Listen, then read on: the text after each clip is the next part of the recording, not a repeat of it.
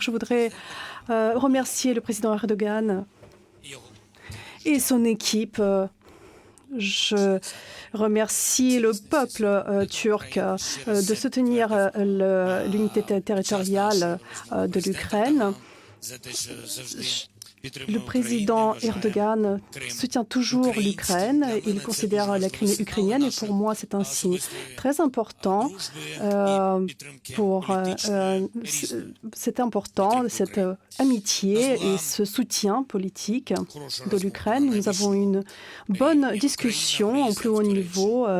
L'Ukraine est venu en Turquie et j'ai décidé de commencer ma visite par la capitale. Nous sommes venus avec une grande délégation, avec le ministre des Affaires étrangères, le directeur du bureau du président de l'Ukraine, l'état-major de l'Ukraine, le chef du ministère, du ministre des Affaires de l'Intérieur de l'Ukraine. Je voudrais souligner que la Turquie a accueilli la délégation ukrainienne au mieux. Lorsque nous avons constaté et vu la délégation russe, nous avons compris qu'ils n'ont pas beaucoup de considération pour ces pourparlers, parce qu'il n'y a pas de personnes qui peuvent prendre des décisions. Et je voudrais vous rappeler que c'était justement une proposition russe, c'est pour parler, soutenue par le président Trump. Mais bon, malgré cette toute petite délégation russe, mais avec le plus grand respect envers le président Trump et le président Erdogan, nous voudrions démontrer, nous voudrions tenter de faire les premiers pas pour la désescalade et pour le cessez-le-feu. Mais notre délégation, donc peut-être que le chef des services de sécurité ne sera pas présent, mais il y aura le ministre de la Défense qui sera présent. Le ministre de la Défense, malgré l'absence de son homologue russe,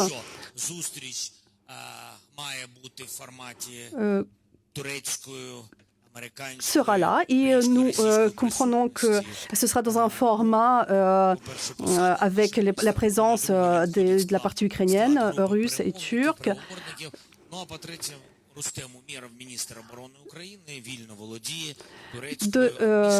Je voudrais aussi signaler qu'un des membres de la délégation russe maîtrise librement les langues turques, ukrainiennes et russes.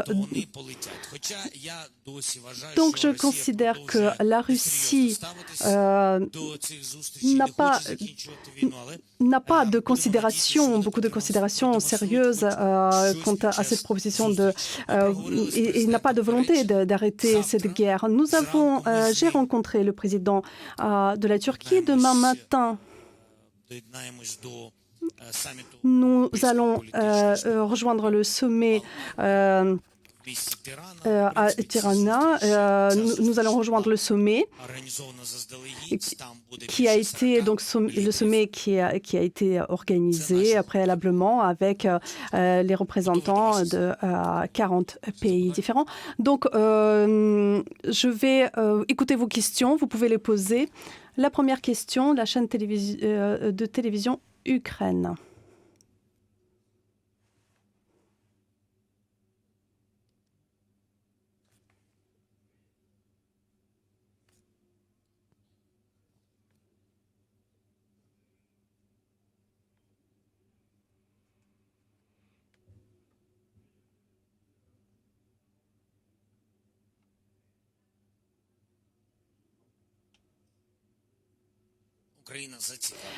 L'Ukraine est très intéressée.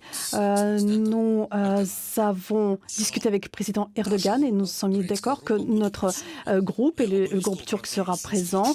Nous aurons une rencontre avec les groupes américains. Donc il y aura un groupe américain, turc et ukrainien. Et ce rendez-vous aura lieu. Cette rencontre, il y aura aussi une rencontre avec un format avec les représentants russes. J'espère que cette rencontre aura finalement lieu et que ce ne sera pas juste un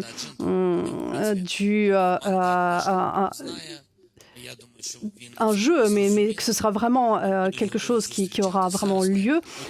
Donc nous attendons maintenant des signes des Russes, des Américains et des Turcs pour savoir à quelle heure on aura des rendez-vous aujourd'hui ou demain. Donc notre groupe sera aussi présent demain. Et personne du côté de l'Ukraine ne brisera cet accord fragile, cette tentative fragile. Nous serons présents. Mais le chef d'état-major, pour le moment, et encore quelques autres personnes qui font partie de notre délégation, et bien évidemment moi aussi, pour le moment, nous n'avons rien à faire parce que Poutine n'est pas venu. Pour le moment, on ne le sait pas. Et le président Trump a donné un signe en disant qu'il pourrait être là. Et je pense que dans les médias, oui, on en a parlé, mais nous n'avons pas d'autres informations. Non, pas avec moi. Monsieur le Président, vous avez dit il y a quelque temps qu'il faut d'abord parler d'un cessez-le-feu et que sans cessez-le-feu, il n'y aurait pas de discussion concrète. Demain, est-ce que vous parlerez d'autre chose ou est-ce que la Russie refusera et c'en sera tout? Bon, la question, c'est que ce n'est pas la première fois qu'il y a des négociations. Dans des formats très différents. Nous avons vu dans l'Arabie saoudite, vous avez vu d'autres rencontres à Londres, en France, sur des plateformes différentes, dans le cadre différent. Et aujourd'hui, en Turquie, il n'est pas si simple que ça de discuter avec n'importe quel format, avec les représentants de la Fédération russe.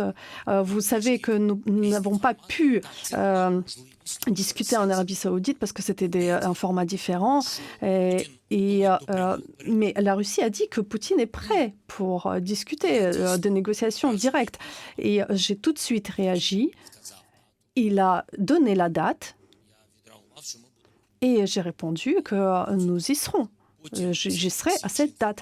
Ensuite, il y a eu d'autres informations disant que ce n'est pas sûr. Et pour le moment, ce ne sont que des paroles. Je considère que toutes les parties doivent montrer qu'elles sont prêtes pour les négociations. Et je pense qu'une des conditions, c'est un cessez-le-feu sans condition. Et s'il est possible de faire cela au niveau des groupes techniques, alors on n'est pas obligé de se rencontrer parce que le premier pas est fait. S'il y a un signal envoyé par la Fédération de Russie disant que le cessez-le-feu sans condition doit se décider entre les deux dirigeants, alors je suis là et je suis prêt. Voilà.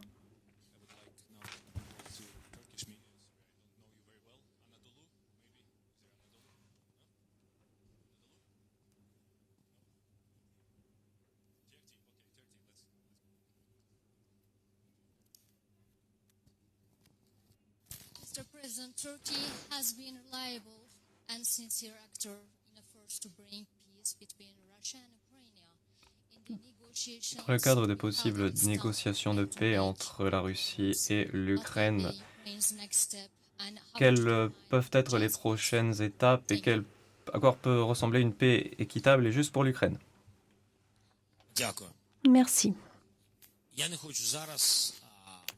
Je ne veux pas perdre le temps maintenant pour raconter ce que c'est la paix juste, parce que certains vont aimer cette réponse, d'autres seront moins contents, mais nous comprenons tous qu'il faut une paix juste et la sécurité en Ukraine doit répondre aux garanties des statuts, surtout statut de l'ONU, et ce qui a été évoqué et par le président Erdogan et par tous nos partenaires. Et l'Ukraine le confirme. Tout le monde doit respecter la souveraineté et l'unité territoriale de l'Ukraine. En ce qui concerne la démonstration d'aujourd'hui ou du niveau de la délégation ou des décisions des Russes, nous ne pouvons pas parler d'un niveau de délégation si eux, ils ont une possibilité de négocier. Nous parlons des résultats. Nous démontrons par notre présence et par notre composition de notre délégation que nous voulons la fin de la guerre aussi vite que possible. Toutes les personnes qui sont présentes ici, nous avons un mandat qui nous a été fourni par notre peuple et nous pouvons prendre des décisions pour mettre fin à la guerre. Et de l'autre côté, nous voyons les représentants de la Fédération de Russie et nous voyons ce niveau. Nous sommes le pays qui est en guerre. Et tout le monde voit ça. Et les États-Unis voient ça. Et la Turquie voit ça. Et ils voient que la Russie doit démontrer quelque chose, soit par le niveau de leur délégation ou par des décisions, mais quelque chose. S'il n'y a pas cette démonstration, ça veut dire qu'il n'y a pas, ils ne sont pas prêts de parler de la fin de la guerre ou de prendre des décisions en conséquence. Ça veut dire qu'il n'y a pas de volonté politique et cela veut dire que la Russie ne ressent pas qu'elle a besoin de finir cette guerre. Donc, c'est ce qui veut dire aussi qu'il n'y a pas assez de pression économique et politique sur la Fédération de Russie. Donc, c'est pour cela que nous disons, s'il n'y a pas de cessez-le-feu, s'il n'y a pas de décision sérieuse, s'il n'y a pas de rencontre bilatérale, nous demandons des sanctions en conséquence qui pourront les stimuler pour mettre fin au plus vite de la guerre. Au moins, pour pouvoir accélérer un tout petit peu nos discussions. Nous voudrions ce paquet de sanctions qui a été évoqué c'est la semaine dernière par les États-Unis, par les pays européens et ainsi par les pays du Sud global qui, comme vous savez, ne soutiennent pas les sanctions. Donc cela existe parce que pour des raisons de relations économiques avec la Russie. Mais aujourd'hui, la Russie montre qu'elle ne veut pas finir cette guerre et j'estime qu'il faudrait une pression supplémentaire. Monsieur le Président, bonjour. Après votre phrase à l'aéroport qui est devenue virale, « Je suis là », que vous avez prononcée à l'aéroport, et donc est-ce qu'il y a eu un signal de la part de nos partenaires américains, européens, par rapport à la pression pour savoir si ils sont prêts pour introduire ces nouvelles sanctions ou peut-être qu'ils vont dire juste que nous allons repousser notre dernière menace. Merci beaucoup pour la question. Le but principal pour l'Ukraine, je considère, c'est aller pas en pas et être constructif. Et malgré le niveau de la délégation, nous envoyons notre délégation avec le ministre de la Défense afin que personne ne puisse dire que quelque chose que l'Ukraine a fait, quelque chose qui aurait pu, qui a pu rendre ces négociations impossibles. Donc je voudrais peut-être, il ne faut pas qu'ils puissent dire nous ne les sentons pas prêts, etc. Ça, c'est le premier point. Et le deuxième, c'est que nous attendons les sanctions si jamais la Russie n'avance pas sur cette voie pour mettre fin à la guerre. Tout le monde parle du cessez-le-feu parce que tout le monde comprend que c'est un chemin très compliqué. Et le troisième point, je considère que le leader de Kremlin doit démontrer son leadership. S'il est prêt pour les négociations, il faut se rencontrer. Sans aucune condition, comme il voulait, rencontrons-nous. Mais là, nous sommes à Ankara. Nous sommes ici. Après, on envoie un groupe à Istanbul. Il n'est pas là. Il n'est pas à Istanbul non plus. On ne peut pas courir un peu partout dans le monde à sa recherche. Je crois que tout le monde doit nous aider pour que les deux parties puissent mettre à table et mettre fin à la guerre par des pas concrets. Je considère que les États-Unis d'Amérique, actuellement, ainsi que la Turquie, ressentent qu'il y a cet irrespect de la part de la Russie, à mon avis. Il n'y a pas d'heure de rendez-vous, ni d'agenda, ni de... même par rapport à la composition de la délégation, je ne dis pas que les Russes ne nous respectent pas, cela va de soi. Mais ici, ils démontrent leur irrespect envers Erdogan, envers de Trump, parce que Trump il a envoyé un grand groupe aussi... Qui sont les parties intéressées? La Russie et l'Ukraine. Il y a le secrétaire d'État Rubio, il y a le ministre des Affaires étrangères de la Turquie, il y a le ministre des Affaires étrangères ukrainien, mais il n'y a pas d'homologue russe. Et ça, c'est un irrespect envers tout le monde et tout d'abord envers la Turquie, parce que notre rencontre a lieu ici. La question suivante, la Republica. Bonjour, Monsieur le Président. Deux questions très rapides. Avant votre arrivée, Monsieur Lavrov a appelé votre tentative pathétique visant à faire venir Poutine ici. Deuxième question. Y a-t-il une coopération de votre ligne avec M. Trump?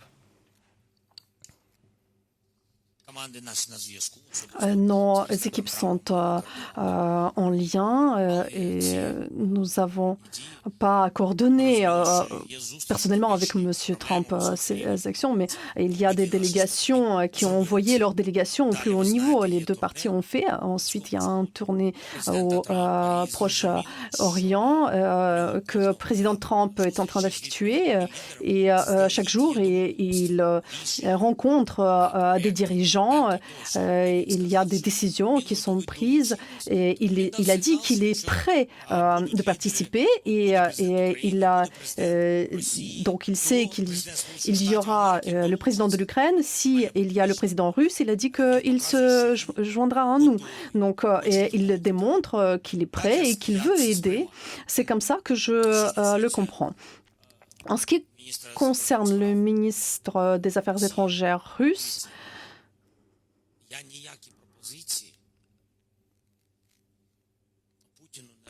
je ne fais aucune proposition à Poutine. Nous avons tous compris qu'il veut des négociations directes. Pourquoi il a proposé ça? Il peut ne pas finalement rencontrer, venir au rendez-vous, mais dire voilà, d'accord, il y a le cessez-le-feu. Nous ne sommes pas vus, nous n'avons rien décidé ensemble, mais il peut démontrer qu'il est prêt à faire certains pas. Il a dit qu'il n'allait pas attaquer l'Ukraine. Bon, la moitié, ce sont des mensonges. Donc, il n'y a pas eu de rencontre. Il a dit certaines choses et nous avons décidé d'agir en miroir.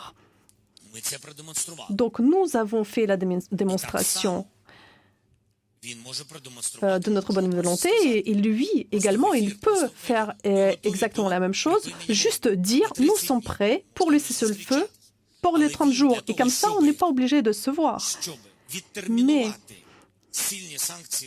il veut faire en sorte que les fortes sanctions américaines soient pas appliquées tout de suite. Et il veut faire penser qu'il est prêt pour les négociations. Nous avons beaucoup de questions et nous sommes prêts à en discuter. Donc, c'est comme ça que tout le monde a compris. Moi, j'ai compris comme ça et le président Trump a dit « je suis prêt ». Et ça, c'est normal. Ça peut être positif pour le monde entier, peu importe nos relations entre nous. Mais c'est un espoir pour le monde entier de la fin de cette guerre.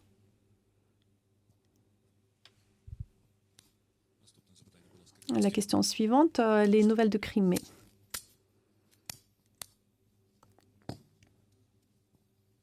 Kırım Haber Ajansı Mustafa Koçyiğit.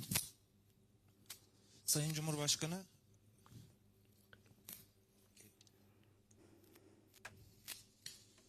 Kırım Haber Ajansı Mustafa Koçyiğit. Sayın Cumhurbaşkanı, ajansımız işgal altındaki Kırım'da hala takip ediliyor.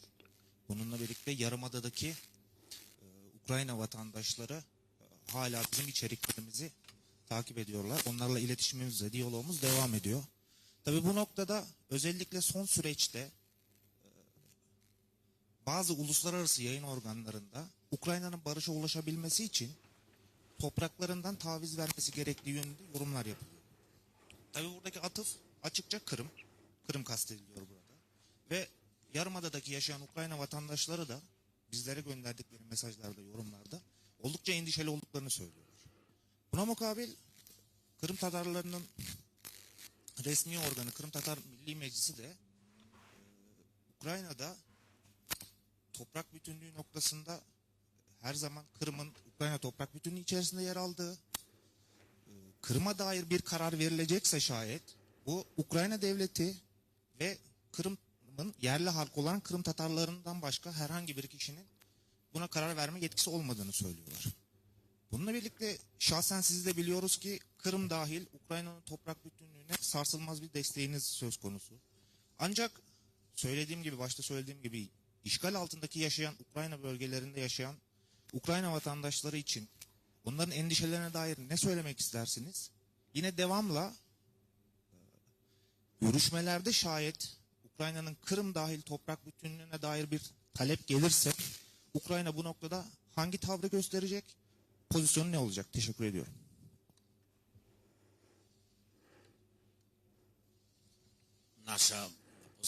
Notre position que je peux présenter aujourd'hui en tant que garant de la Constitution. Notre position est inscrite dans la Constitution de l'Ukraine. La Crimée fait partie de notre pays. Et la Turquie, merci à elle, soutient cette position, comprend cela, soutient le statut de l'ONU, soutient le fait que la Crimée est l'Ukraine. La Crimée est une presqu'île ukrainienne et le président Erdogan, personnellement, commence toujours nos discussions lorsque nous parlons de l'Ukraine, de l'unité territoriale. Il me dit, je te confirme encore une fois, je soutiens l'unité territoriale ukrainienne. Nous ne reconnaissons pas les territoires temporairement occupés par les Russes et la Crimée est ukrainienne. Donc je lui suis reconnaissant. Donc j'ai cette position-là, il a aussi cette position et la plupart des pays dans le monde ont cette position-là, donc nous ne pouvons pas parler des questions territoriales et violer notre constitution. La question des territoires, ce qui se passe, comment ça se passe, comment retrouver notre unité territoriale, quelles sont les crises humanitaires sur nos territoires temporairement occupés. On nous sommes prêts d'en parler, nous le voulons et nous en avons besoin. Il y a beaucoup de détails et à chaque fois, je souligne cela. C'est ma position qui ne changera pas. Juridiquement, nous ne reconnaîtrons jamais les territoires temporairement occupés comme territoires russes.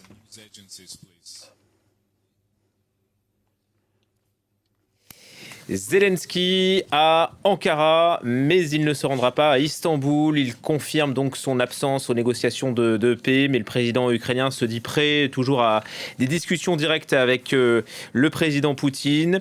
La délégation ukrainienne sera néanmoins présente à Istanbul. Elle sera dirigée par le ministre ukrainien de la Défense. Zelensky absent, Antoine Mariotti, le contraire aurait été surprenant. Oui, exactement. Aucune surprise dans ce que vient d'annoncer le président ukrainien. Il va bien y avoir évidemment une délégation ukrainienne qui sera à Istanbul parce que l'Ukraine ne veut pas se mettre dans la position d'être ceux qui désertent la table des négociations. Mais en revanche, Vladimir Poutine refuse de venir en tant que président. Donc lui, en tant qu'homologue, n'a pas à y aller. Il n'a pas à négocier avec des seconds couteaux sans être désagréable avec eux. Ce sont quand même, hiérarchiquement parlant, des seconds couteaux. Il n'y a même pas un ministre. Si Sergueï Lavrov, le chef de la diplomatie russe, avait été dépêché sur place, il est très probable que Volodymyr Zelensky serait allé. Il lui aurait parlé, même si c'était pas son homologue direct. On voit bien qu'il est toujours un peu à être présent pour ce genre de choses. En revanche, là, il s'agit pas du président, pas du Premier ministre, pas de ministre, de vice-ministre avec des experts, un conseiller du président